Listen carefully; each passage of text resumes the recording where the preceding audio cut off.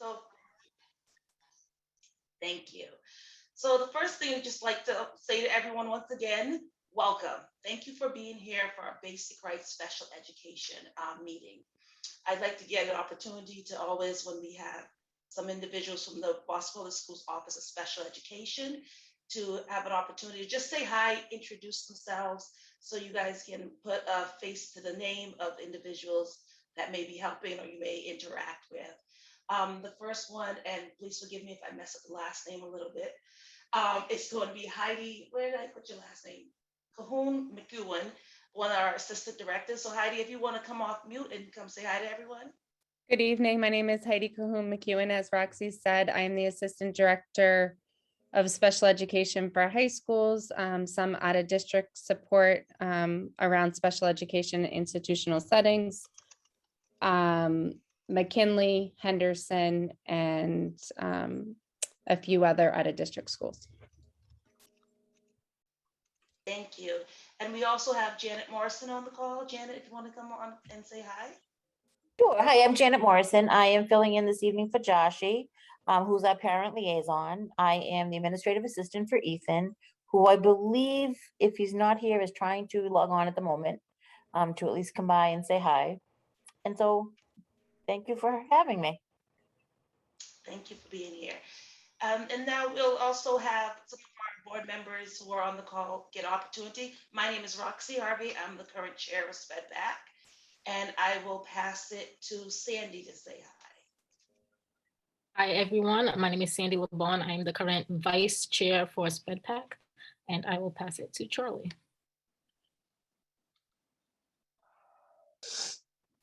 Hi, wait, oh yes. Hi, my name is Charlie Kim. I'm the treasurer, SpEdPAC, and default Zoom tech controller. And Tanisa is here. You can pass it to Tanisa.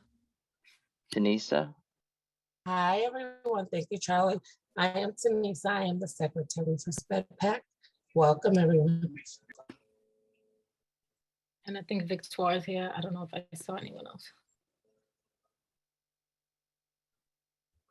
Hello, my name is Victoire Salomon. I'm one of the SpEdPAC board members.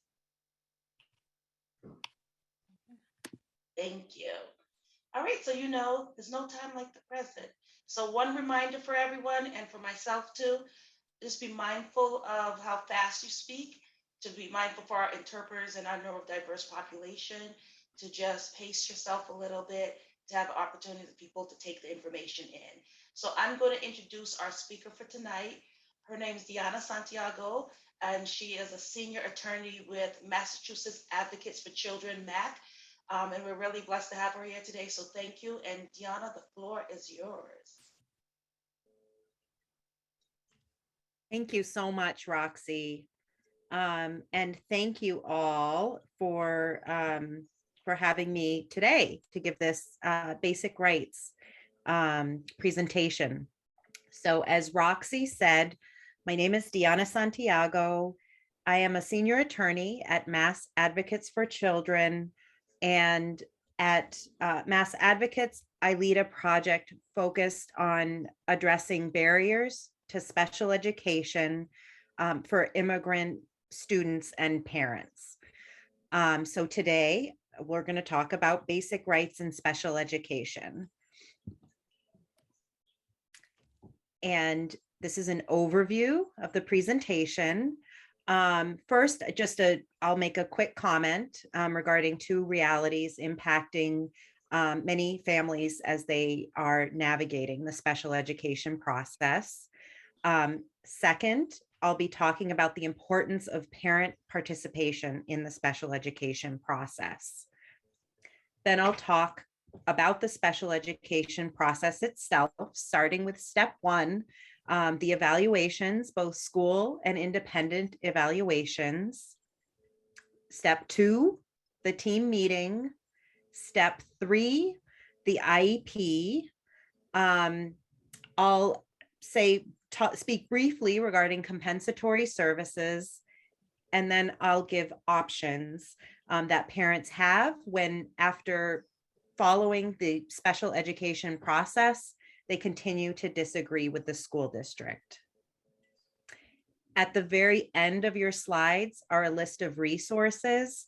And I just want to say from the beginning that special education is a very complex topic. We could have, a whole series of, 15 workshops focusing just on basic rights. So if we're not able to answer your questions today, then among those resources is the helpline for Mass Advocates for Children. So please look to that. It's free of charge, regardless of your income. And you can call for information, resources, and to have some of your questions answered that are specific to your child. So first, just a note that there are in talking about special education. Oops, I'm sorry, Roxy. I've got to get my finger method going. There are two, what I call elephants in the room. And those include structural racism and implicit bias. The reality is that parents of color and immigrant parents don't have the same experiences navigating the special education process as white parents. And this is just a reality of the process, that racism infiltrates students' lives and interactions between school staff and parents that are really crucial for students to get what they need. And that includes parents participating in the special education process. The second reality I just wanted to highlight is that right now we're in the so-called COVID recovery. And after, a period where students have experienced traumas from the pandemic in many different forms, as have many educators.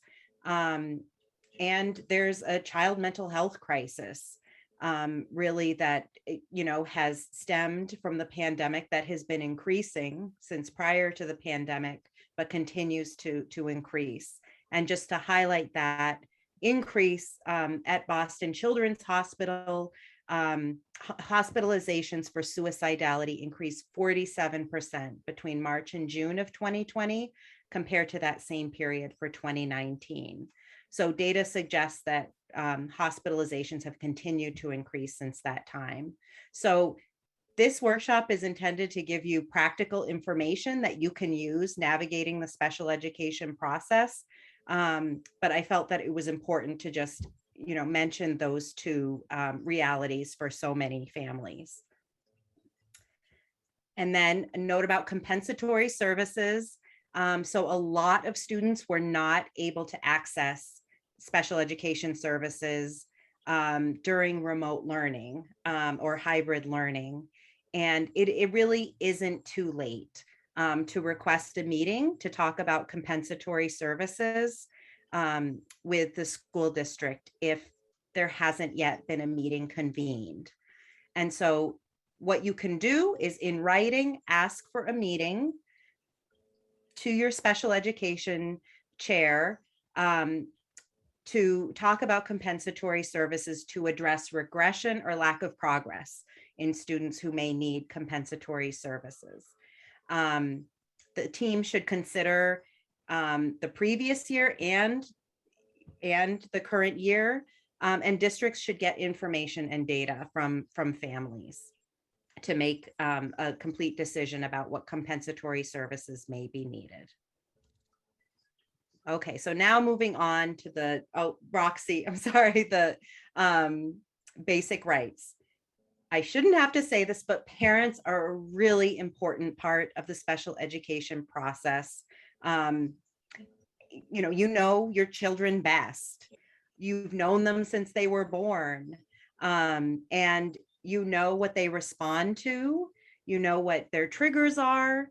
You know what's going to motivate them. And you also love them more than anybody else. And that really can't be underestimated. A lot of parents feel that they aren't important in the process, which because with amidst all of the experts and the paperwork, but really you are an expert in your child. And it's so important that you participate in the process, and participating in workshops like this is a good step towards that. And it's not just me saying it. The law says that parents are equal team members of the special education team, that all written letters, forms, and evaluation reports need to be in the parent's primary language, that all meetings need to be in the parent's primary language if using through an interpreter if needed, and the process requires parental consent during certain key points throughout the process before the school district can move forward. And we'll talk about those key points in the process. So as I mentioned before, yes, this is the law, but unfortunately, it doesn't always happen in practice, which is why it's so important for parents to really know their rights. And these are just a list of some of the legal protections that parents have in special education. The federal special education law, the IDEA, and the state special education law, which is Chapter 766. There are also a lot of other laws that provide rights to parents whose primary language is not English or who are immigrants to the United States. What's really important to keep in mind is that the right to a free and appropriate public education, which is what special education students need to make progress in school, applies to all eligible students with disabilities. So it doesn't matter your immigration status. It doesn't matter what country you were born in. All students have a right to a public education. And if that student has a disability and is eligible for special education, that includes special education services. And just a quick note, when a parent's primary language is not English, the district should provide trained and qualified interpreters at all team meetings.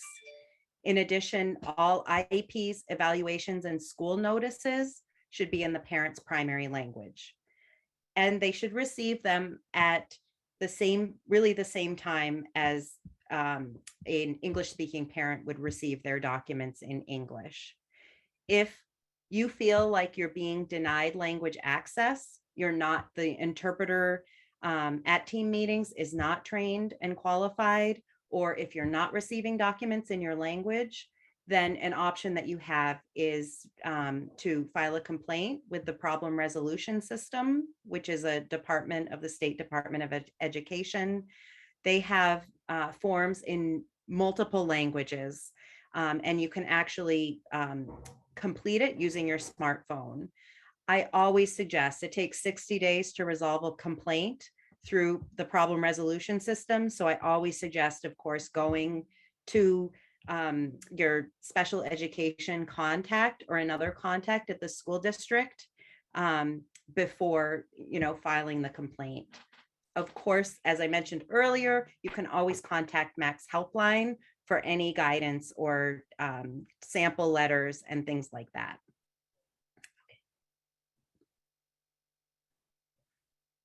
Okay, so what we have here is the entire special education process and timeline in 3 steps.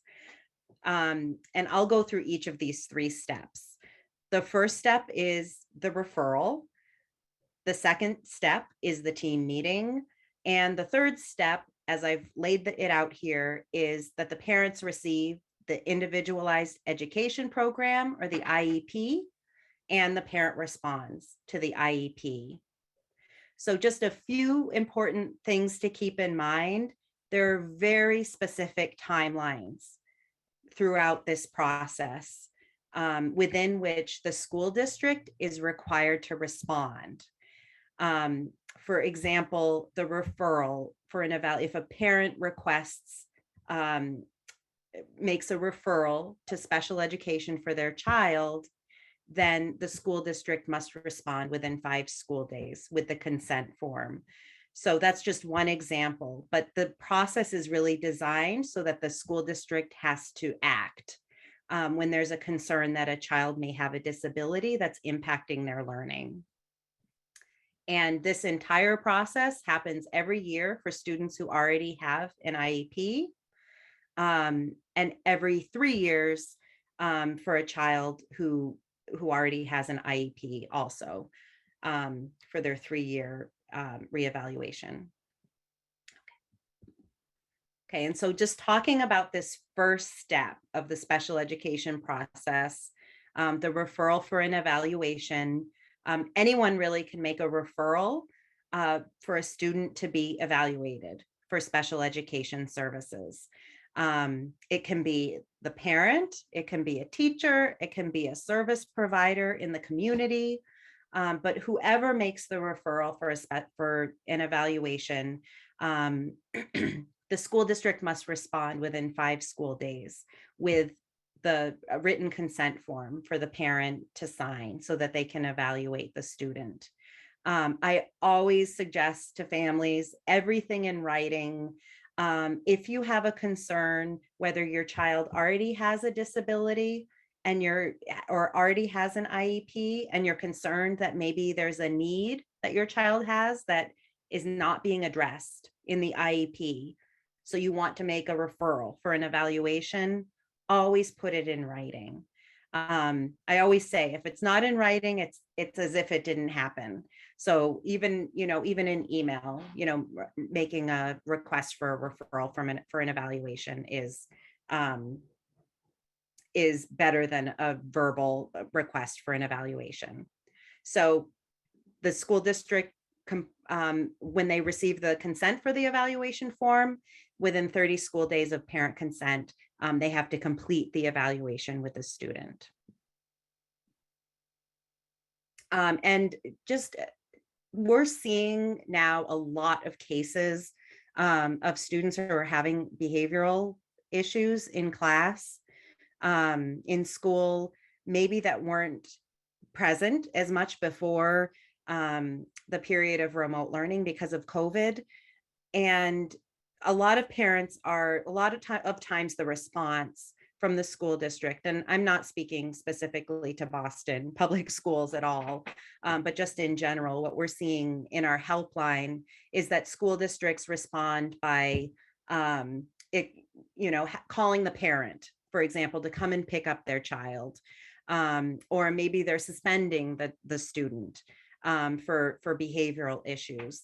And that's kind of a red flag, just to kind of put that out there, meaning that it doesn't mean in every case that that's a disability or that the behavior is disability related, but very oftentimes it is. And so just to have in mind that if you are getting called to pick up your child, for example, regularly, that's really not an appropriate response to a behavioral issue that your child is having at school. But really the team should convene, should discuss the issue. Definitely, reach out to the teacher if the teacher hasn't already reached out to you to talk about strategies that might be important for ensuring that your child doesn't need to miss school. So that's just something to keep in mind. And one option to consider would be to do an evaluation, to learn more, to do a referral for an evaluation, to learn more about what's going on with your child, and determine if there are additional services that your child might need. Okay, here we have types of evaluations. There are required assessments that the school district must complete every 3 years, and or at the initial referral for an evaluation that include the educational evaluation in all areas of suspected disability. For example, if your child has a speech delay, it would be an area of suspected disability would be speech and language. So the district should do a speech and language evaluation.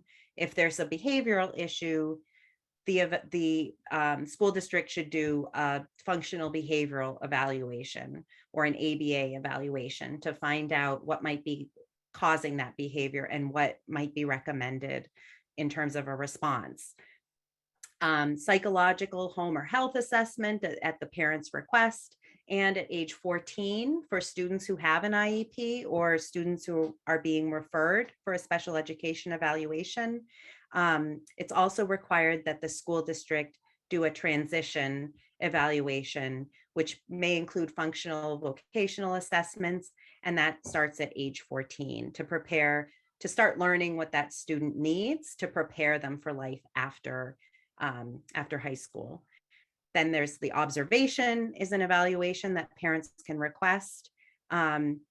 All testing must happen in a language that is most likely to accurately assess what the child knows and can do academically, developmentally, and functionally. So that comes right from the regulation, and that applies to English learners. If the student's dominant language is not English, then the school district may be required to conduct the evaluation in the student's primary language. Okay, evaluations in English learners. So as I said before, the testing may need to happen in the student's primary language if it's not English, and it's more likely to yield accurate test results. Deanna, may I pause you for one moment, please? Yes. Thank you so much for your patience. Our Spanish interpreter has just arrived. I just want to give us a moment to put her on the channel because some people were asking for her and we were emailing her to just get updates. So we're adding her on to the communication, and we want her to be able to just introduce herself so those that are speaking the language can know she's here and how to access her. So Charlie, when she's ready, please let me know and we can let her introduce herself, please. Okay, she has been assigned. I'm going to turn interpretation off. So Luz, please introduce yourself. Luz, 请你介绍。 Luz? Luz, are you there? You can introduce yourself. I turned interpretation off. You can please let everyone know you'll be in the Spanish room.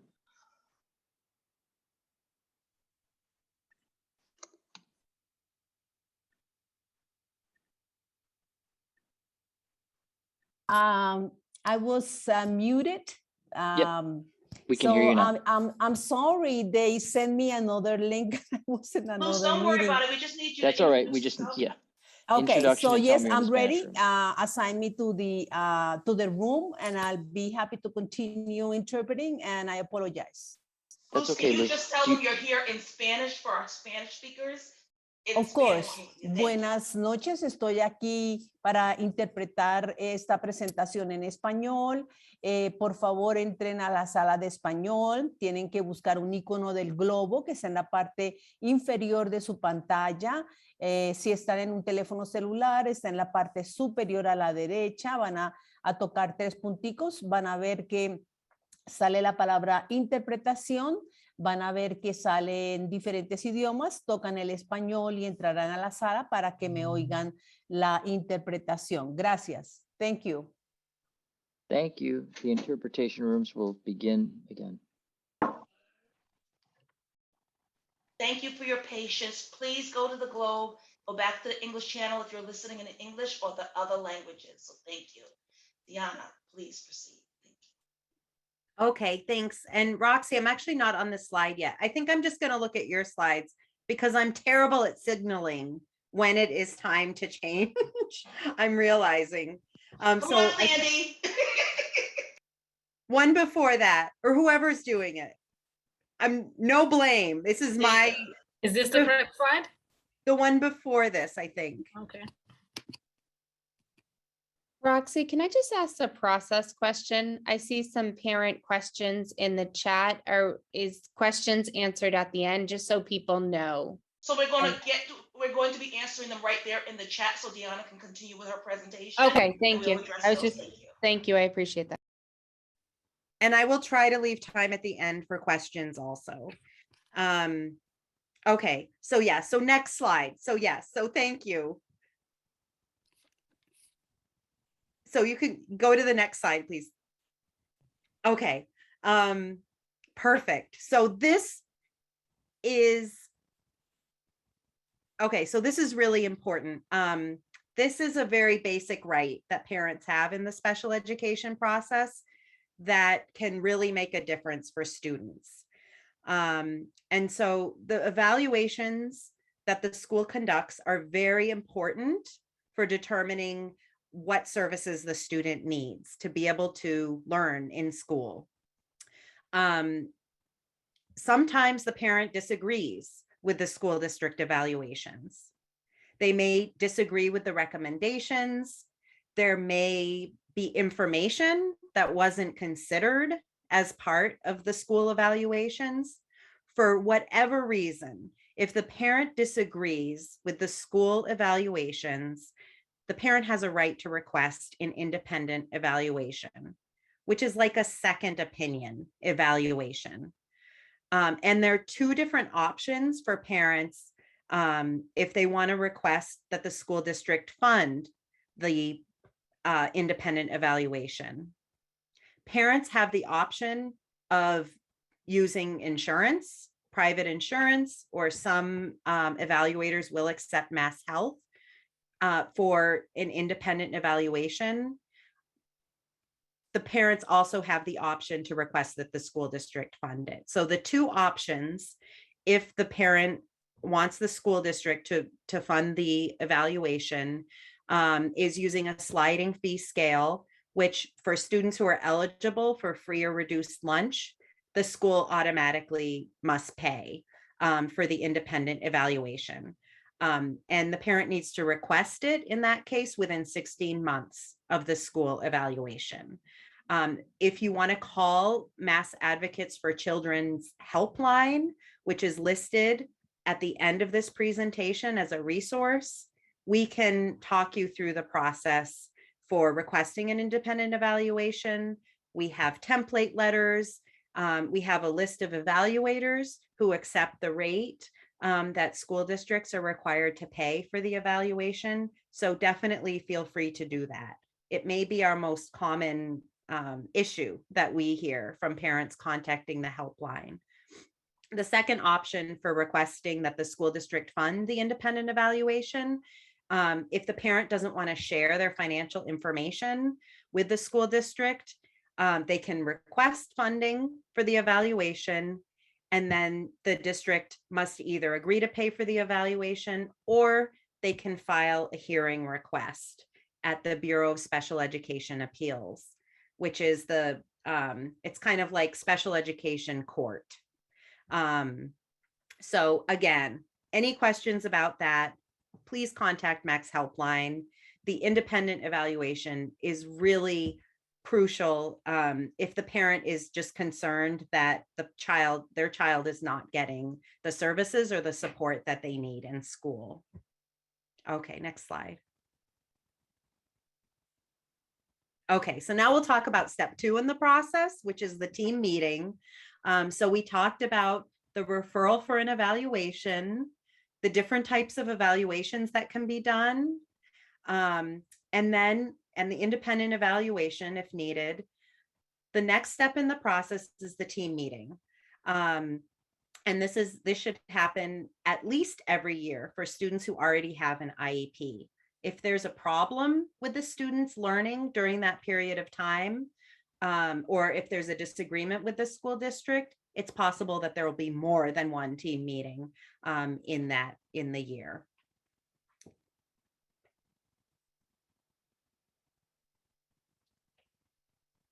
Next slide, please.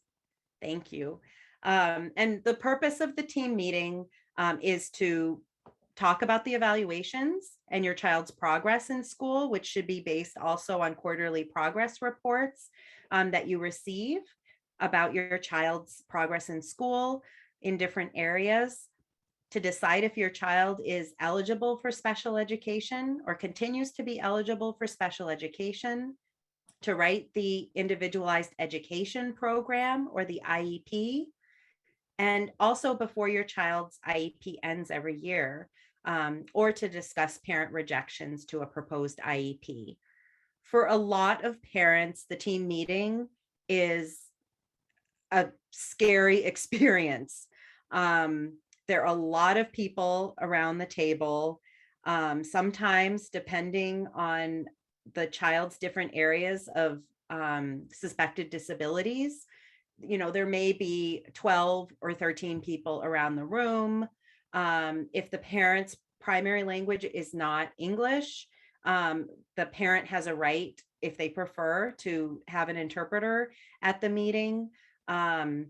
So, it can be a very intimidating experience for parents. I always encourage parents to have someone there for support, a neighbor, a sister, a partner, somebody from the community who's supporting the family, because it can make it a much less intimidating experience for families.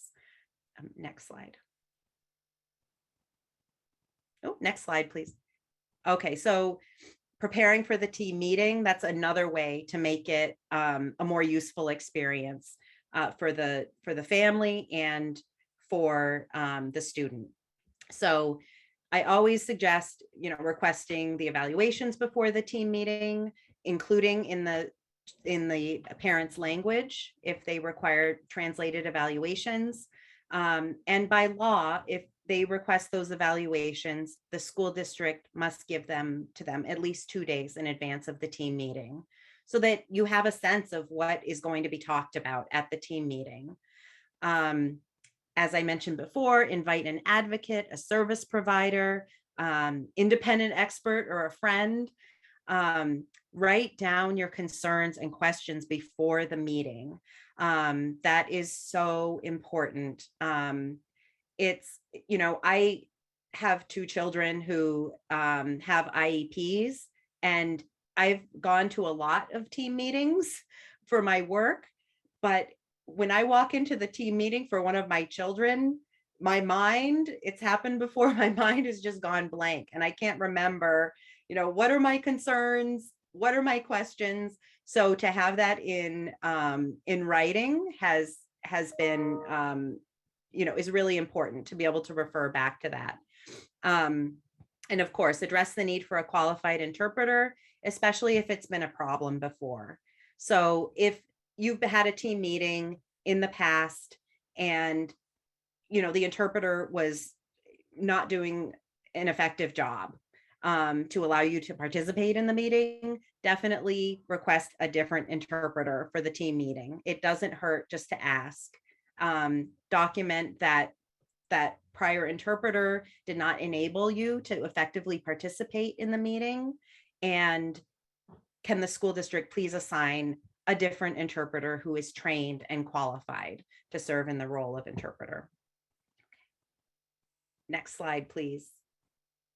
Okay, so now we'll talk about the IEP. So we've talked about the first step, which is the referral for an evaluation, the team meeting, where really everything, all the decisions are made. And maybe I should have said that earlier. At the team meeting, all of the decisions are made regarding what services the student needs in school.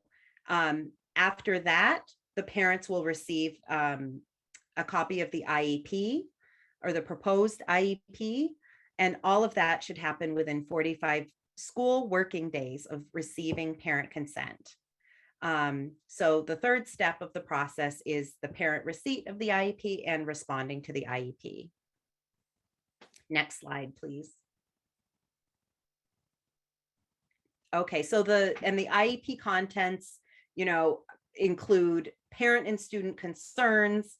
That's kind of usually how team meetings start. Actually, the school district is going to ask the parent, what their concerns are about their child.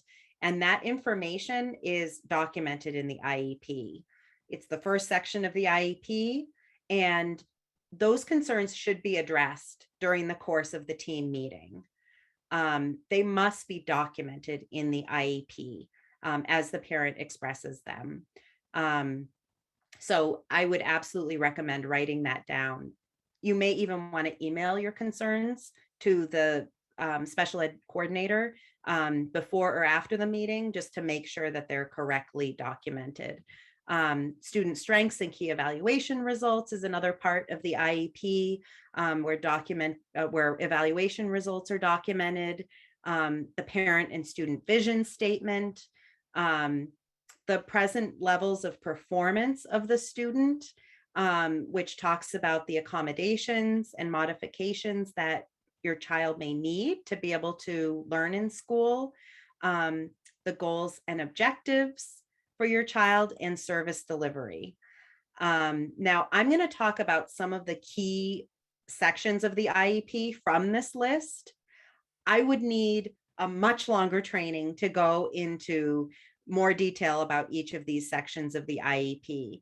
And if you're interested in that kind of a workshop, MAC does do that. The organization that I work with does do that. But for now, I'm going to talk about certain key sections that highlight important tools that parents have advocating in the special education process. So next slide, please.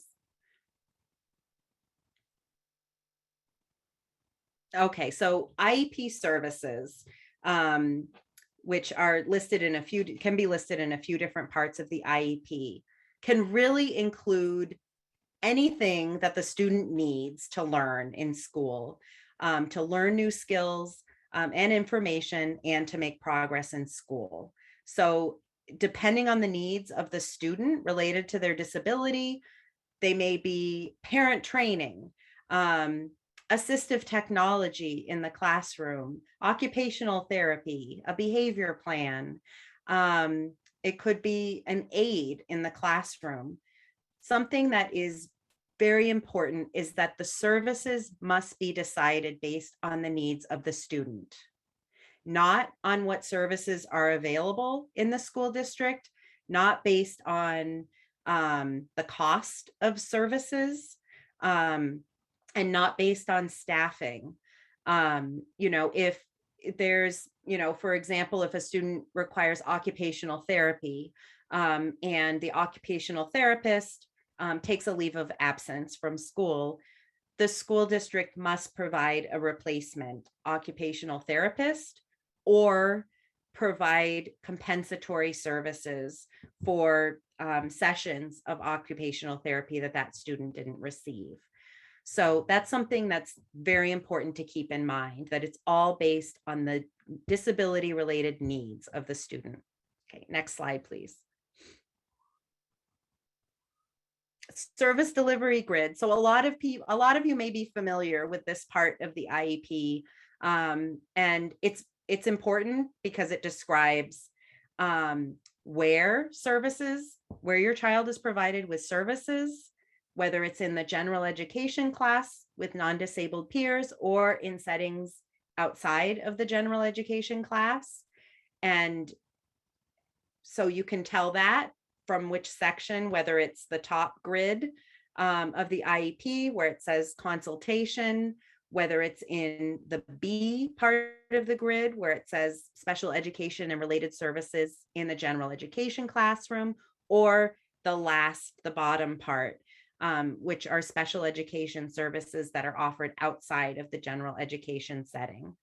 So it also says who must provide the service, how often the service must be provided, and for how long the service must be provided.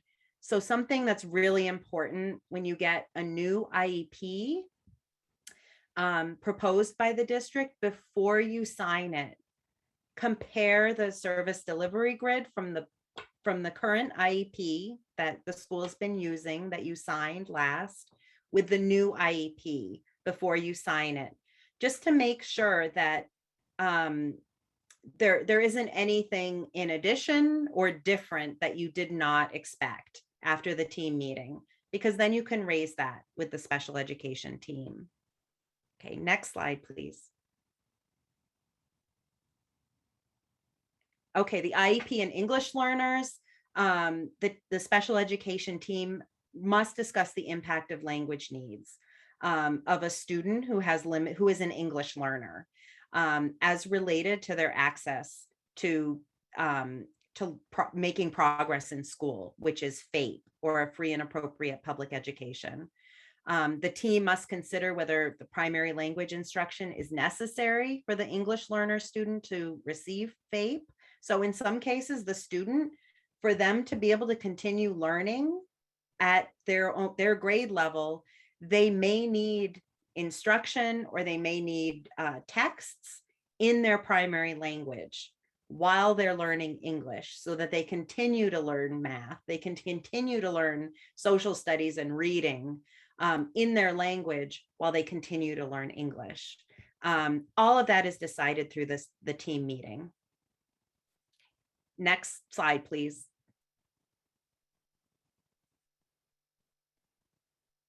Oh, and I just happened to see, I'm trying not to be distracted by the chat, but I do see a question. What does LEP mean? As limited English proficient. And I'm sorry I didn't spell that out. So a student who has limited English proficiency is an English learner student. Deanna. Yeah. Before we move on, I've just been pulling a couple of the questions from the chat, just so Yeah. I think this is a good place. I see you're about to hit transition requirements. Yeah. One question was, if a parent requests another IEP meeting, how long does will the team have to take before the meeting? How long does the team have before they have to actually hold the meeting? The law doesn't specify an exact time frame within which the team has to convene an IEP meeting, with the exception of the independent evaluation. If the team gets an independent evaluation report, which can be a report from a community service provider, it can be a report from, an evaluator, they must convene the team within 10 days of receiving that report. If it's not, if it's, let's say, a team meeting that the parent is requesting because there are behavioral concerns that the parent sees as urgent. Unfortunately, we're seeing a lot of school refusal now. Students who it looks like school refusal. The student is not getting on the bus or is refusing to leave their house to go to school in the morning. So the student is not receiving any services or education at all. Then the parent should request the team meeting on an emergency basis and really documenting all of those requests in writing. And the district is really under an obligation to convene the team, as soon as possible, so that student, they can discuss what that student may need. In the meantime, the parent also may want to consider evaluations to request, for example, a home assessment or, a functional behavioral assessment, that could happen at the home in the morning to kind of better determine, what is going on with the student that's preventing them from coming to school. So let me see. So IEP so Roxy, were there other questions that are coming? We just want to check in. So I get, you said with the emergency meeting, there's not a specific time frame. You're expecting reasonability within as soon as possible. The next question was about, and you may plan on this later on, but discuss team rejection of parents' requests for accommodations at team meetings. Yes. So and I'll talk about the parent response to the IEP also, and options that parents have. But if the team meeting happens and there's a disagreement at the team meeting regarding an accommodation for the student that the student needs, meaning, or any kind of service, or the placement, that's being discussed at the team meeting, then the parent can respond to the IEP. They can reject the IEP. They can also reject in part the IEP, which is more common if the parent wants the student, still believes the student requires an IEP to make progress in school. And then, upon receiving that response from the parent, then a team meeting has to be reconvened. The team has to be reconvened to discuss the response to the parent to determine if there can be any changes made. So I hope, does that answer the question, Roxy? I believe it does. And Yeah, the next one just here now is what you're speaking about thus far. People want to know, does this apply the same way for 504 plans? No, not at all. The initial evaluation, if there's a referral for an evaluation and the evaluations happen and the initial eligibility meeting happens and it's determined that the student requires a 504 plan, but not an IEP, which is specific to special education, then different rights apply in the case of a 504 compared with special education. So for example, a lot of the timeframes don't apply with a 504. There's not a measurement of progress. There's not there aren't, there may be specific goals, but they're not progress reports, for example, that are issued periodically, with a 504. So a lot of this process is very different for students who are receiving accommodations or services through a 504 plan compared with an IEP. Thank you. And another question, just as far as if a new diagnosis comes into play, and whether it's a day after your previous IEP meeting or a week, or is there any time frame restrictions on when a neurologist or a neuropsychologist provides a new diagnosis that's impacting the learning and you getting a different IEP or having another meeting to discuss this new diagnosis? No. I mean, if there's new information for the team, there's a report from a neuropsychologist, any kind of independent evaluation, if that is presented to the special education team, then or to the school district, they must convene the team within 10 days of receiving that evaluation. I should say 10 school days of receiving that evaluation report. Whether it includes a new diagnosis or different recommendations or, whatever the case might be.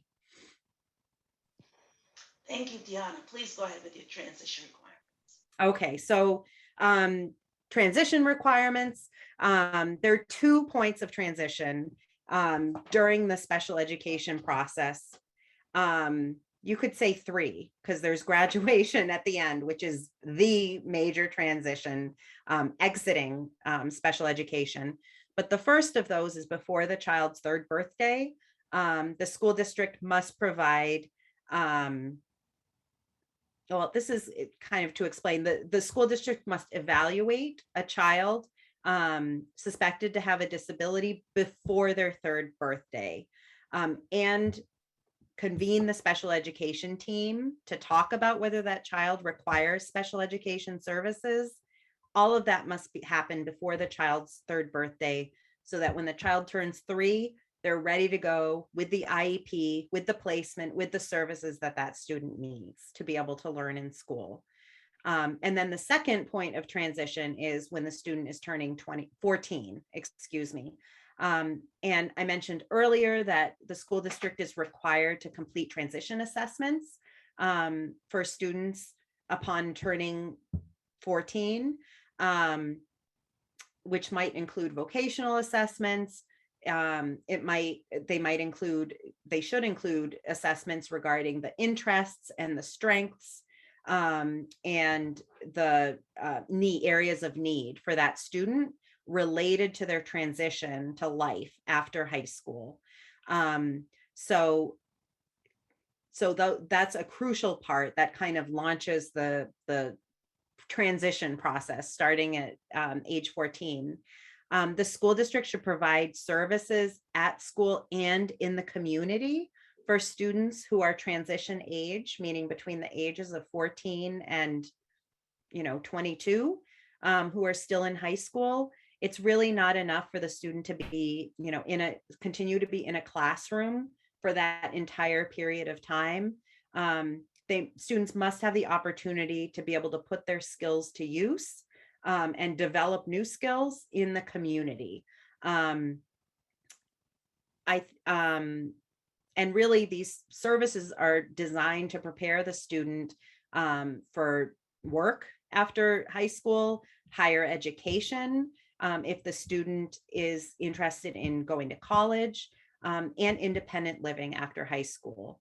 And really, what determines transition services are the transition assessments. So that's a really crucial part of the process. It's really important for the family and the school district to be really flexible during this period of transition, to be open to trying new things.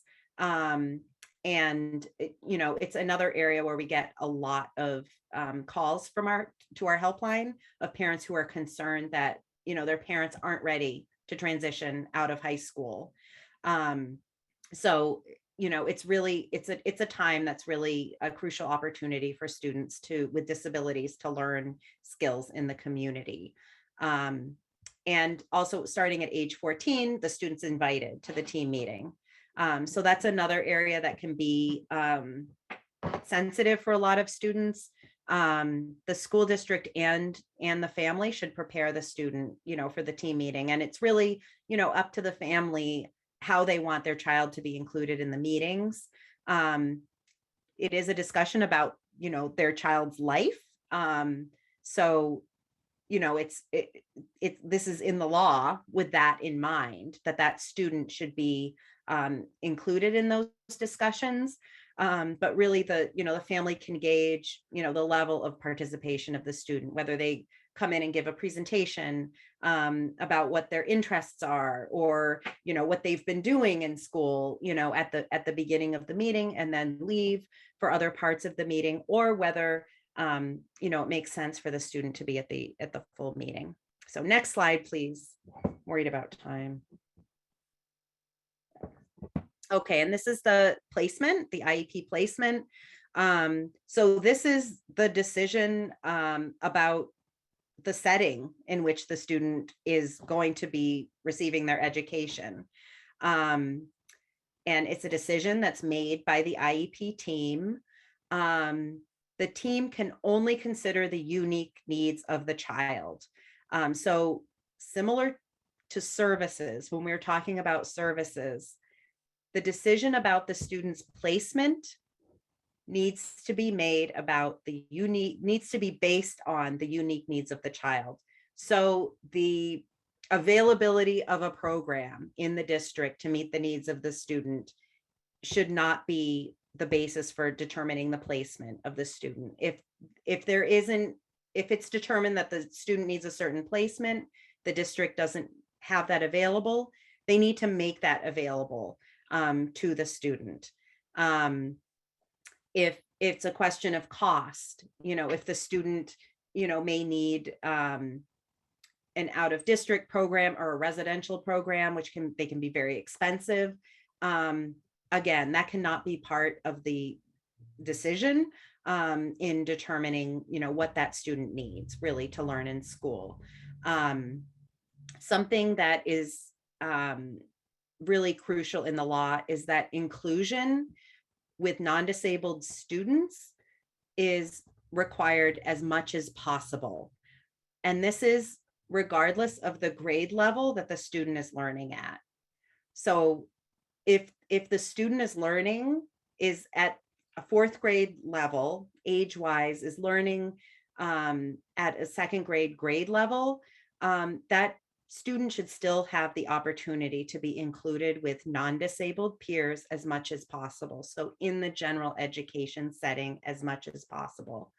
And the team needs to consider what additional aids, what additional services that student might need to be included in the general education setting before deciding that the student needs to be in a separate setting. So I know that's really complicated. The important thing is that the law prioritizes including students with disabilities in general education and with opportunities to interact and learn with their non-disabled peers. So there are many different placement types, from full inclusion, the least restrictive placement, all the way to residential setting, which is considered to be the most restrictive setting for students with disabilities. Next slide, please. Okay, and then the parent response to the IEP. So this section of the IEP, this may look familiar to you all who have signed, an IEP or many IEPs. There are three options that parents have when responding to the IEP. One is to fully accept the IEP. Second is to, which means that they're content with everything that's in the IEP. Everything in the IEP is, important for the student to be able to make progress in school. And there's nothing omitted from the IEP that student may need. That's what the full acceptance means. The parent can also fully reject the IEP. And what that means is that the parent doesn't agree that the student needs an IEP. In my experience, a lot of times parents, when there's a disagreement, they'll fully reject the IEP because they're not sure what to do. And so they don't want to accept it. And if you're in that situation, then again, feel free to call Mass Advocates for Children our helpline, and we can talk through how you may want to respond to the IEP with, a partial rejection of the IEP. So what it means if you're partially rejecting and partially accepting the IEP is that you agree that your child needs an IEP and you agree with some of the services and accommodations that are included in the IEP, but there are some areas of disagreement. So you can partially reject and you can document the areas of disagreement when you're responding to the IEP. Next slide, please.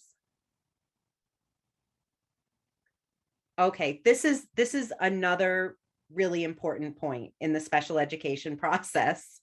If the school district proposes to take out services from your child's IEP and you disagree, you think that your child continues to need those services that are in the IEP, parents have the right to partially reject the IEP, so to disagree with the elimination of those services, and those services must continue until you reach an agreement with the school district regarding whether your child requires those services, or the school district goes to a hearing with the Bureau of Special Education Appeals. And again, that's like, special education court.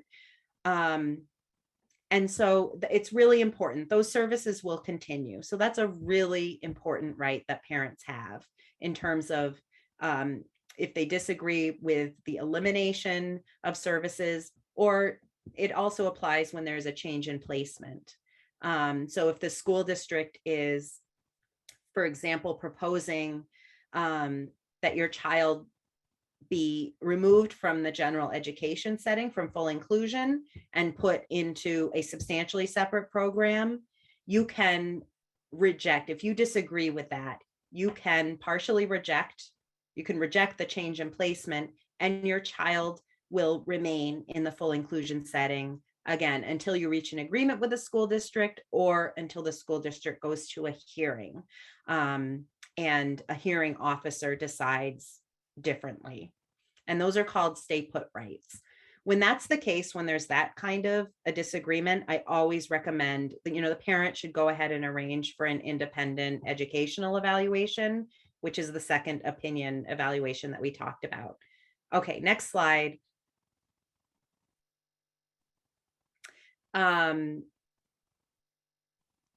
services are not added to the IEP. So maybe it's really important.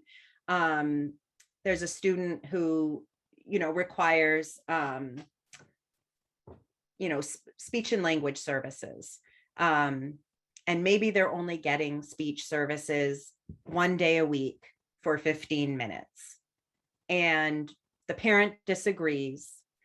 The parent thinks that the student needs speech services more often, maybe 3 days a week that student needs speech services. If there isn't an agreement at the team meeting, the parent can partially reject the IEP, so they can mark that box and the IEP, and they can state what they disagree with.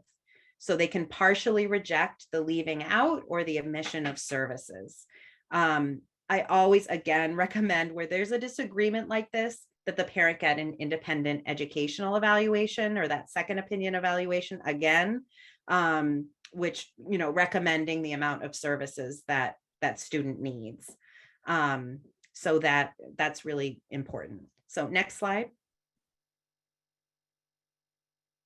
And if after all of this, so there's been the referral for the evaluations, there's been the team meeting to talk about the evaluations. There's been a second team meeting to talk about areas of disagreement. There's been an independent evaluation that's been discussed with the team, and still the parent and the school district cannot come to an agreement. There are a few different options that the parent has, or the school district has. There's the request for a mediation through the Bureau of Special Education Appeals, which is both sides need to agree to go forward with a mediation. And I know this is something that Boston has agreed to in the past. In a lot of cases does agree to go to a mediation. The parent or the school district can request a hearing through the Bureau of Special Education Appeals, which is more formal of a process. And for most parents, if not all, for the large majority of parents, it's important to have a lawyer during that process. It isn't required, but it's a really hard process to navigate kind of without somebody who has experience. If you disagree with this, if you feel like the school district is not following the law in any area, for example, they're not translating the evaluation reports for your child, or the school district is not convening the team when you presented them with the independent evaluation report, you can file a complaint with the problem resolution system with the State Department of Ed. And I put the link here. And previously, and like I said, they have the complaint forms available in multiple languages. And then if you feel like the school is discriminating against, the school district is discriminating against you because of race, disability, immigration status, or national origin is the term, then you also have the option of filing a complaint with the U.S. Office of Civil Rights. And for any of these options, I really do suggest that you contact Max Helpline for any help with those. And I'll put them in the chat while people are asking questions. And I'll also, it's also at the end of this presentation. If you do have the slides, then you can find the number for the helpline there. Okay, next slide.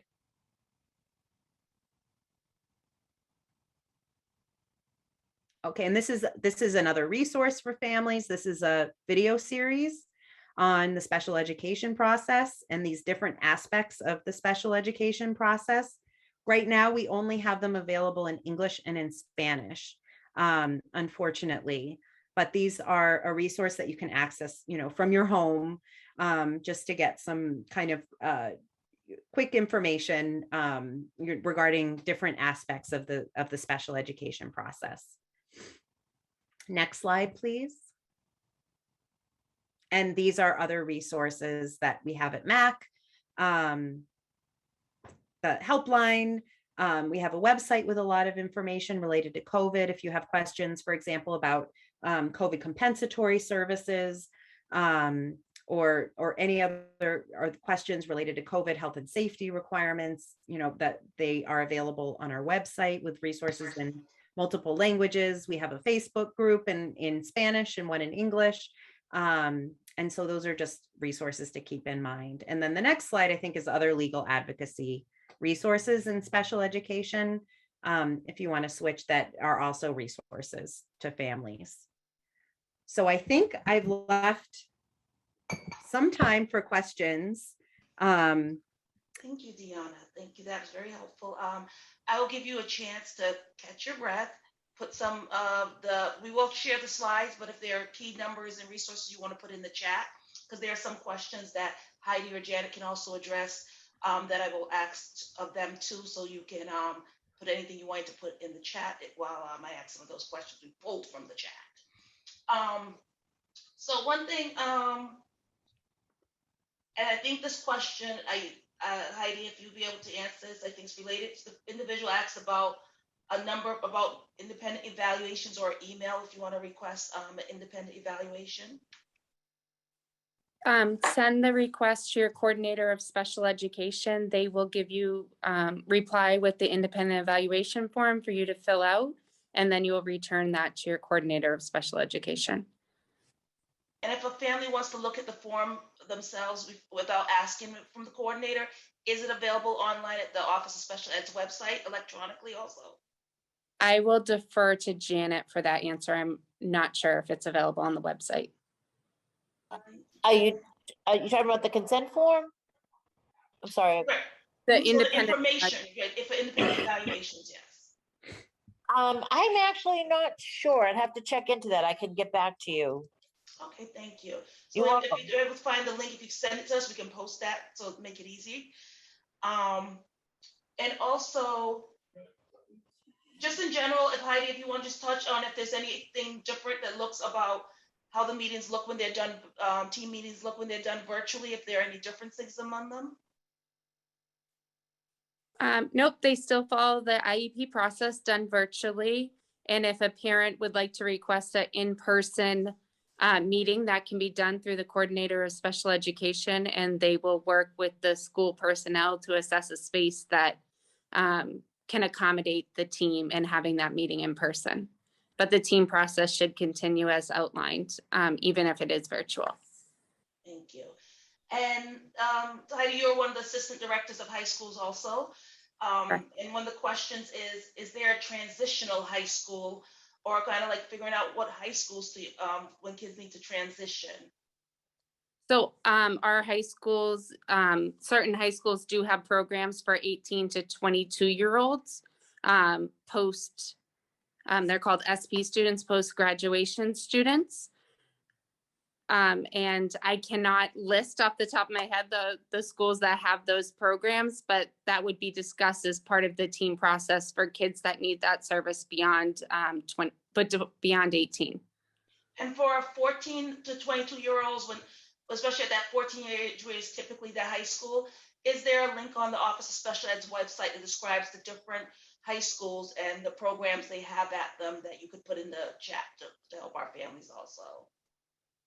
I will defer to Janet whether there is a form that outlines all of those programs, but it is true that at 14, we start talking about the transition planning form and that process for kids that are beginning to take advocacy for their own special education journey. I don't believe that we have that online for the different schools. We do, however, have an assistant director for transition services. Her name is Marsha Fitzpatrick. She's worked in the high schools for a really long time, and her sole job is to work with the transitions. So she's a really good resource. That sounds great, Janet. Could you put her contact information, first and last name and email and number in the chat? So if anyone wants to reach out about the different high school opportunities. Absolutely. Thank you so much. You're welcome. And Deanna, I'm coming back around to you for some of your questions too. A question was put in the chat, asked about what about concerns of behavior in a 504? So if the challenging behaviors are impacted in education, is the only option a 504? No, I mean, it depends on the, what the student needs. So, I mean, the only option is never the 504. It may be that, a student has a disability that maybe can be addressed with a 504 for a period of time, but then, gets to a point where that student is, needs services through an IEP. They need more individualized, instruction in the classroom to address their needs. And, they say, behavior is communication. So we see a lot that, there may be a student who, for example, has a learning disability. And if that student is not able to access the learning in school, they're not able to understand the curriculum as it's being presented to them, that can come out in behaviors. That's very common, that will come out, in behaviors in the classroom. So many times, it may be that what's being offered through the 504 is not adequate for the student, and there needs to be further evaluation and a team meeting to determine if that student may be eligible for an IEP. Thank you. And a concern that frequently comes up is asking if it appears that part of the IEP goals or recommendations are not being followed, what do you do? So it's, and this is it's really hard because it can be hard. Sometimes it's easy to prove, and sometimes it's not so easy to prove that the IEP isn't being followed. In some cases where, let's say that and I gave this example, I think, let's say the BCBA, it took 3 months for the BCBA to be assigned, to give consultation to that student's teacher, for example. And that was in the IEP that had been agreed to between the parent and the school district. That's a clear case where compensatory services should be owed. Or if there's the speech pathologist goes on medical leave, where it's very clear that the IEP was not followed, and the student is owed compensatory services for that time lost. There are other times where there may be an accommodation, or it's less clear, whether the IEP is being followed. And this is something I didn't get to talk about a lot, but the observation, the right that parents have to observe their child in the classroom can be really important to really understand what's going on in the classroom, or to make arrangements for an independent expert or a community service provider or somebody else who has knowledge of the child to go in and observe what's going on in the school to really better understand what's going on, what the services look like, and whether those services are meeting that student's needs. And if it results from that, if there's a disagreement, if it, that the district is not following the IEP, if it's very clear cut, I suggest the problem resolution system, filing a complaint after raising it with the school district. If there's no response, then the link I gave, and I can put it again in the chat, the DESE problem resolution system. If it's a little bit, I would call Max Helpline, because I don't always recommend that people go to PRS, especially if there could be some questions, until parents really have all of the information that they need. So in those cases, it can be case by case, and I would suggest, contacting the helpline to talk through that more. And I will come to your 3 hands after 2 more questions we pulled from the chat earlier. One is, if a parent declines a service that is offered, can that be held against the parent? For example, declining ABA services and requesting a different approach to behavioral challenges such as collaborative and proactive solutions, CPS. I'm not sure what's meant by used against the parent. If I know ABA is, a topic that a lot of people feel strongly about, kind of one way or another. And I guess my recommendation would be, if you don't think that your child needs ABA services, then I wouldn't accept ABA services in the IEP. And I would request the services that you think your child needs in the IEP. And I would suggest seeking out independent evaluators who can come and also weigh in regarding what your child needs, and documenting that and bringing that to the team for discussion.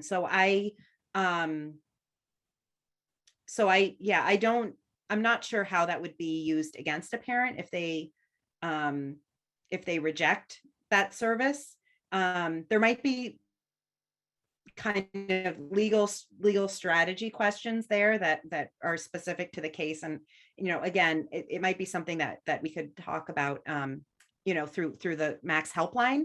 But that's kind of my initial response to that, is that I don't. Well, Anne Marie has her hand up, and when I will come back around to her, because I have another question before I come to the 3 raised hands, and she can clarify further as necessary, or it might be a more specific thing that needs to be a referral call afterwards. Another question is, can a child be forced to come to school, or his parents be punished for not bringing him to school if the parents believe the child is being done harm at school due to lack of accommodations being provided? So this is, that's a tough question. It's possible. If the parent is not sending their child, now school refusal is another thing. There are a few different scenarios that play out, related to a student not going to school, where the student is refusing to go to school, and therefore is not going to school because, they're essentially stuck, at home. I always recommend documenting that the parent document everything that they're seeing with their child, communicating with the school district, communicating with the special education team regarding what is going on with their child and their school refusal. It is, we have seen cases where school districts will file the 51A, which is for abuse or neglect, if for parents who are not sending their children to school. So I'm not going to say it's outside of the realm of possibilities that could happen. If parents they feel that their child is not safe in school, again, communicate with the school district a lot. And a lot of parents, may think if there's a disagreement with the special education team, they disagree with the placement that the district is offering for their child, that, well, if they just keep their child home, then, the district will have to kind of come around to their decision. And it's really, it's not something I recommend. And in terms of doing that, if there are health and safety concerns with your child, you're the parent, you have to do what you think is best for your child. There may be legal implications to it. So I always recommend that, just always communicating with the school district, communicating with outside service providers that may be supporting you and your child, talking to the pediatrician, and really just accessing all of the resources that may be available to you and to your child, if you feel. And I would say, Deanna, yes, I agree. And also ensuring that, because part of that question was like not sending a child because accommodations weren't being provided and harm done to child. So the key thing, also communicating with the school, but also elevating the issue, because the school has an obligation to be providing the accommodations that child needs. So, it's a two-way street too. I would also. Absolutely. No, absolutely. And I kind of missed that part of the question, I think. But yes, if there's non-compliance, then the school district isn't following the IEP, then it might be a case where a hearing request needs to be filed with the Bureau of Special Education Appeals. Thank you. And I'm just, before I unmute Rocio, I was going to, but I think I might have lost her. So I think, Anne-Marie, I'm going to ask you to unmute next. Before that, Heidi, could you address Lisa Oach in the chat about who she should contact in the school if the IEP isn't being followed? The question was, is it the principal? They were late when that was answered. So Heidi, if you could drop that answer in the chat, that would be helpful. And Anne-Marie, you'll be next to unmute. Yes, hi.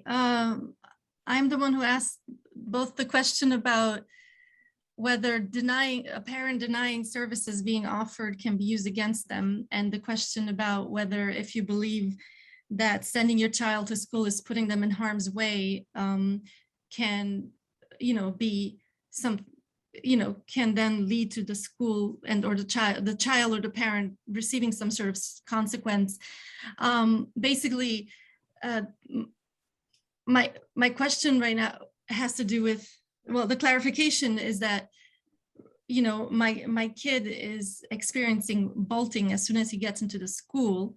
If I leave him in school, I was told that the teacher would get 20 minutes. The latest offer of a plan is the teacher would use 20 minutes to help to try to calm the kid down. And then they would call the school counselor, which will then, possibly reach out to the best team. He's 6 years old, by the way, and he hasn't had this kind of behavior in the past. He's been fine in the past. I'm being asked to keep bringing him back. And every time I brought him back, he's bolted and around the school and been dysregulated, and nothing proactive is being put into place. No counseling, no social emotional approaches, just bring the kid to the classroom and the kid bolts, then the same thing. Oh, it's just like madness in my mind. And I've just, I keep bringing him back. Same thing happens. I stop bringing him. Now he's truant. I have reached out to the ombudsman. I've reached out to everybody to let them know that the accommodations I'm asking for are not being put into place. And as a result, this is what's happening. And my worry about the ABA service aspect of it is that it seems like every single time we have a meeting, the special service coordinator seems to keep bringing up that I'm denying ABA services, as if that's like the worst thing I could do, and as if that is the only thing that they can do to help him. So this is how it all relates to me anyway. So. Yeah, and I would just say that not just to you, unfortunately. Unfortunately, we're seeing a lot of students who are experiencing dysregulation, and it seems to be, have increased since COVID in school. I don't know if just a few options, not knowing everything that's going on, with your child, but you could request, that the school conduct evaluations to determine what's going on. I would absolutely suggest if there are any outside service providers involved, that they go and observe, learn more about what's going on with your child in school, what the triggers are, what the environment is like, how the environment may not be appropriate for your child, what changes need to be made, what additional services your child may require. And yes, there should be a plan put in place so that your child can feel safe in school and receive the services that he needs. So I'm not sure what options have been exhausted in your case, or what else needs to happen. But I really think kind of having a second set of eyes on what's going on in there from outside of the school district could be really important in that case, to determine what your child needs to be in school, feel safe, and to be able to learn in school. Thank you, Deanna. Rocio is back on. She was in line earlier, so I'm asking you to unmute, and then Linda, you're up next. Go ahead. quería hacer como también un comentario y pregunta. Mi niño está en la escuela de septiembre 13. Desde el primer día de clases hasta la actualidad, no he recibido ni un reporte de parte de las terapistas ni tampoco de las maestras. La escuela está pasando por transiciones, de lo cual creo que eso afecta a los niños. Recientemente... No, were you, is a Spanish interpreter on this channel? Did they come here on this channel with you? Roxy, I'll turn interpretation off. That's the only way that we're going to be able to do this. Thank you. Pantalla. Interpretation is off. If the Spanish interpreter can please come on and help.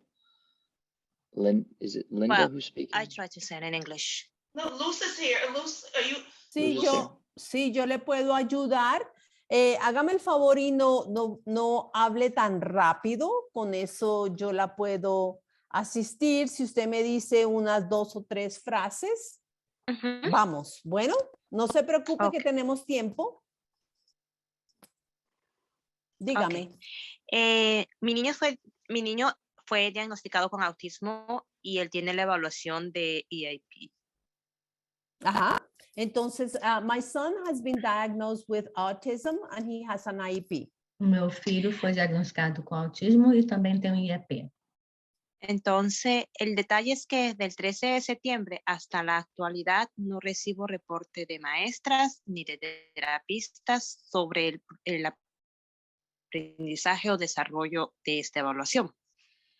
So, since September 13th, that the IEP was written, I have not received any progress reports or any updates. Nem papel falando sobre desenvolvimento I don't think that dele. we can both do No, consecutive. you can't. So I think the Portuguese interpreter is going to have to hold on because it's going to be hard for me to speak in English and for you to speak in Portuguese. Yes, please, all interpreters stop interpreting for the question. When we go back into the rooms, then perhaps we can catch up. Yes. Oh, Yes, please proceed. please do that. Okay. So my concern is that since September 13th, that I have the IEP and the autism diagnosis, I have not received any progress reports or any updates from teachers, therapists, and I think that I should be getting some information. Entonces, hace un par de semanas, me dieron el teléfono, mejor dicho, me retracto. Me dieron el teléfono de la maestra que estaba a cargo del salón. So 2 weeks de la cual ago, solamente me contestó un mensaje. So 2 weeks ago, I found the phone number of the teacher that is where my son is in the class. And I did call her and she's only replied one of my messages. Yes, pero at the second time, 2 weeks ago, perdón, hace 2 semanas volví a hablar con ella, pero me dijo que ya no estaba trabajando en la escuela. Well, say one moment, Luz, interpret me. Is the gist of her question, because I just want a summary of the concern, is it that she's trying to figure out how to get communication about her child and the services with this new IEP, and that's what's missing? Señora, lo que digamos como está un poquito largo contar de esa forma, ¿cuál es su pregunta en concreto? ¿Usted está queriendo ver cómo debe de buscar la comunicación con el equipo de educación especial para saber qué servicios tiene su hijo? ¿Cuál es su pregunta concreta?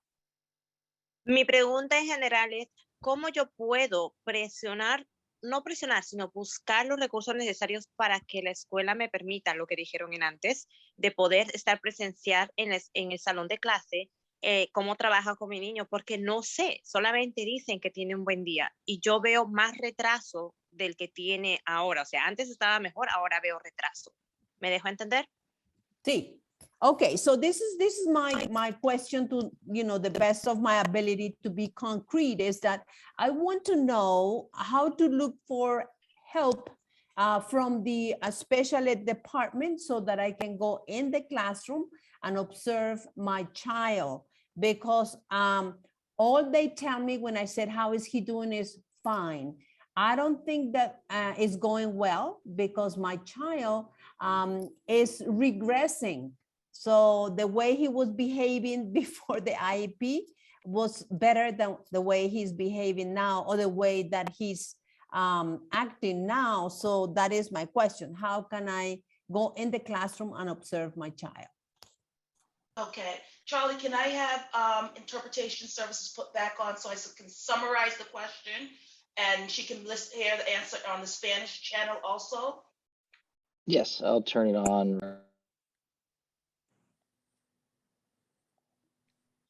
Thank you. So interpretation services have been turned back on so that she can hear the answer and everyone can hear the question that's also using the other interpretation channels. The gist of the question that was asked in Spanish was about a parent wanting to know how can they get access to see what's going on in the school when they have not received any communication from the school since their child has received an IEP. So I'm going to start with first seeking Heidi to answer this. And Deanna, if you want to add additional support beyond the answer that's going to come from BPS, please feel free to add on. Heidi?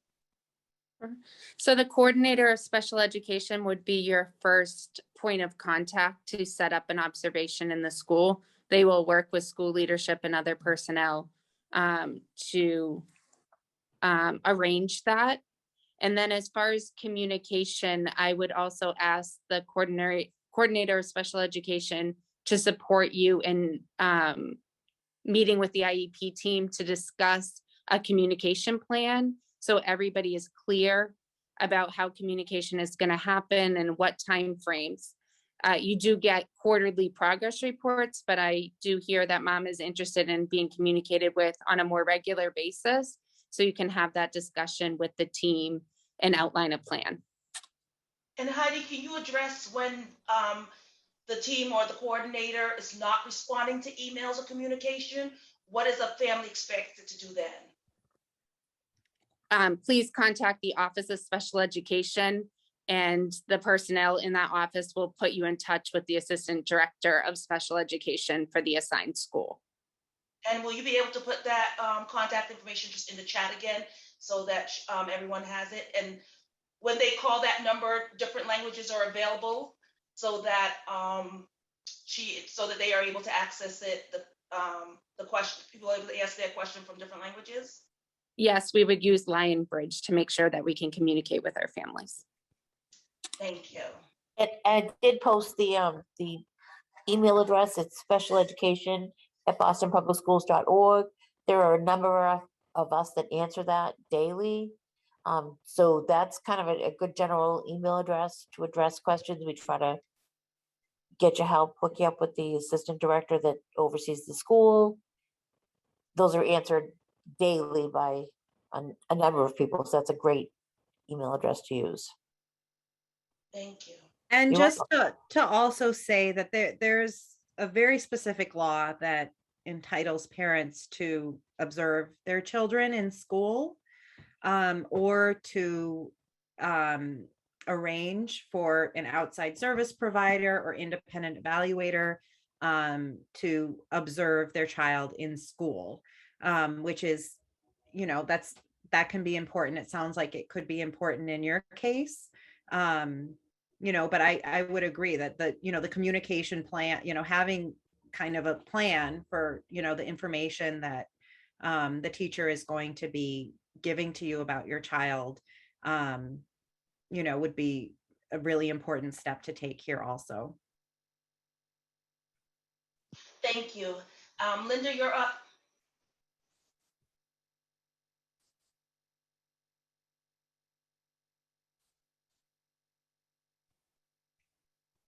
So Linda, I'm asking you to unmute if you are there right now. Otherwise, I can go on to Sierra and come back to you. Sierra, please go ahead. Okay, I have a quick question, right? My daughter is only 4 years old, 10 years old. But my question is, I pick up my daughter 20 minutes every day, early, right? And because the bus got late, like 50 minutes late, 50 minutes late every day. So my daughter is all around Boston, 1.5 hours. So my daughter got home 5:30 when she's on the bus. So that's why I pick her up, my daughter, not me, my husband, because I'm working. So that's why, that's why. So I got a call from the principal and she told me that Lupita had to wait for the bus because if she not wait for the bus, she had to report Lupita. So she had to call DCF. And I explained to her, Lupita had on ILP and she had autism and she had So Sierra, so regardless of the diagnosis, let me get to the summary because I know we're over our time, but I try to always stay later to make sure we can answer everyone's question because you're patient with us. Is it that your child with a disability, their school is threatening to call DCF if you don't wait longer when the bus sometimes is over 50, close to an hour late arriving, and you've been threatened with being called DCF on? Yes. So you want to know what you can do? I don't know what I can do. Let's see what Deanna can help us with. Okay, I will. Thank you. Yeah, I mean, the first step would be to communicate very clearly your concerns, regarding the transportation. And if there's a disability related reason related to her autism that she can't be on the bus for that period of time, or, it needs certain accommodations, related to transportation, then that's something that the team should be addressing. And I would suggest, as always, talking to outside service providers if she gets ABA therapy, at home, the pediatrician, the, evaluators from outside, just to really support that she may need accommodations, that the transportation situation is not, she's not able to tolerate that amount of time in the bus. And she needs an accommodation. I mean, that would be my suggestion. I also wonder if, I don't know how the school day is for your daughter at the end of the day, but I don't know if there could be an accommodation there where the end of the school day is something, I would need to know more about the situation, but if there could be an accommodation so that what she's missing at the end of the school day, isn't going to be problematic, for her education or for some other reason. If that could be worked out with the school district, that's just another thought that comes to mind. She can reach out to MAC also because it's something specific where now that if she's been threatened with calling another agency in her family's life. And I think you can even reach out. I would even say reach out to Office of Special Ed. If our special ed kids and your family, she's riding the bus much longer than it's healthy, an hour and a half all over the city. Perhaps they can help guide your school with how to really support families and engage with families without threatening them with DCF, because that is a serious threat for our families when that comes. But you have the resources in the slides to be able to reach out to MAC also, because I think something like this, you're going to want to collaborate and kind of talk through this process to make sure that your family is kept safe. Yeah, and Sierra, I put the helpline number in the chat. If you see that in the chat, the 617-357-8431 is the number for the helpline. And just so that everybody knows, the way that the helpline works is you call and you leave a message on the voicemail. Nobody picks up the phone ever. So don't keep trying to call to reach a person, but you leave a message and somebody will call you, most likely within 3 days, to get, more information from you, to learn what information we can offer, resources or advocacy. I would also ask that mom calls the Office of Special Education to talk to the assistant director to help facilitate communication with the school. Thank you. Kim, you are the last one because I know what our interpreters are scheduled just to 8:30, so we're already 20 minutes over. So go for it, Kim. Bring us home. Okay, thank you, Roxy. Can you hear me? I can hear you. Okay, so at my last IEP meeting, my daughter is 21. This is her last year. I asked for the transition specialist to be there. I think it was Marsha Fitzgerald. I can't exactly remember, but the person who showed up told me that they worked for Strive and it was a quasi relationship with Boston Public Schools.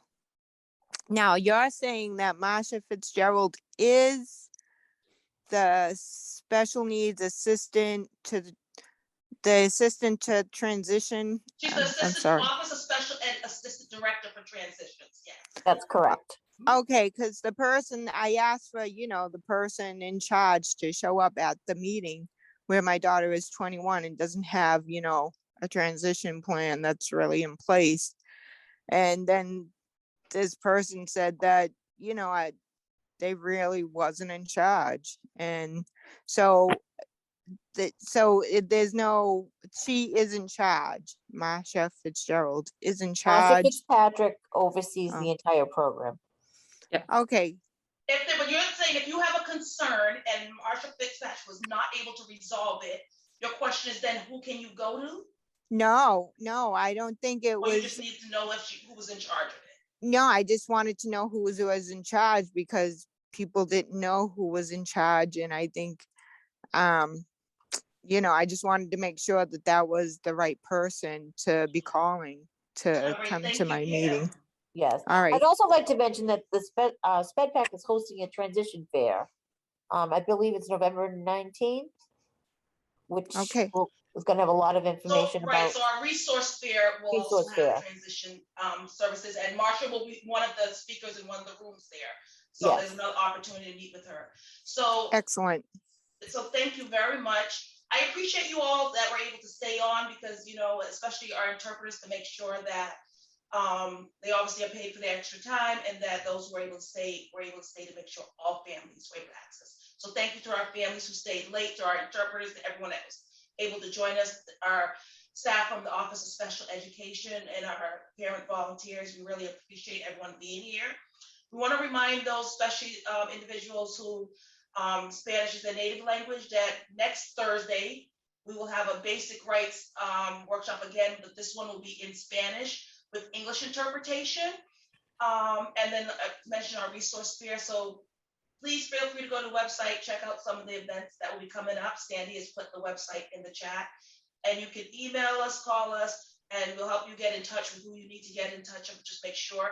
And that is why every month the Office of Special Ed has their assistant directors and sometimes assistant superintendent and various staff here to make sure if you have a specific issue, it can be resolved. So all of your children, again, the services they need. So thank you all and have a blessed and good night. Thank you, Roxy. Thank you, everybody. Thank you. Good night.